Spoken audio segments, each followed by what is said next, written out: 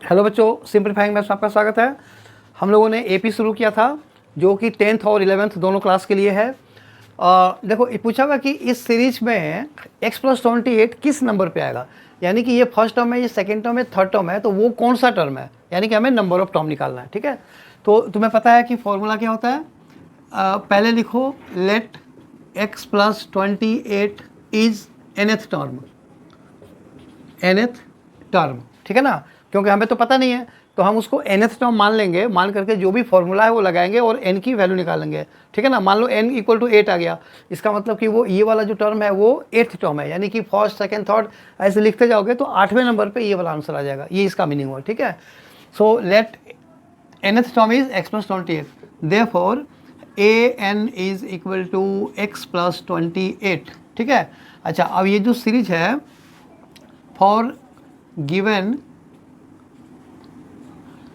Series a equal to x+1, d is equal to a2 minus a1, यानी कि जो ये जो d होता है यानी कि कॉमन डिफरेंस, वो किसी भी दो हायर टू लोअर का डिफरेंस होता है। ठीक है ना, जैसे a2 माइनस a1 या a5 माइनस a4 सबका वैल्यू बराबर आएगा। So this is equal to a2 कितना है x+4 minus of x minus 1, ये x और x कट गया तो 3, यानी कि d = 3 आएगा। So this implies a plus n minus 1 into d equal to x+28। This implies, अब इनमें सबकी वैल्यूज को पुट करो, a कितना है x+1 plus n minus 1 into D कितना है 3 इज इक्वल टू x+28। ये देखो यहाँ पे जो x है और यहाँ पे जो x है, जब भी इक्वल टू के दोनों तरफ कोई नंबर बराबर है उसको तुम काट सकते हो। अगर साइन सेम है, नंबर बराबर है, तो भी वो कट जाएगा, क्योंकि ये इस x को अगर तुम उधर शिफ्ट करोगे तो माइनस होकर कटना ही है ना, तो इधर ही पहले ही काट लो।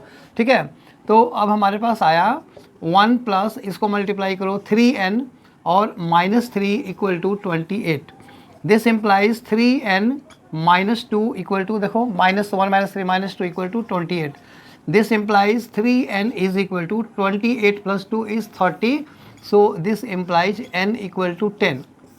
मतलब ये हुआ कि अगर तुम इसको चलाते जाओगे, लिखते जाओगे, तो जो 10th टर्म होगा यानी कि जो 10वां टर्म होगा वो x+28 आ जाएगा। ठीक है, आई होप वीडियो समझ में आया। अगर आए तो इसे लाइक करो, शेयर करो और सब्सक्राइब जरूर करना। Thank you.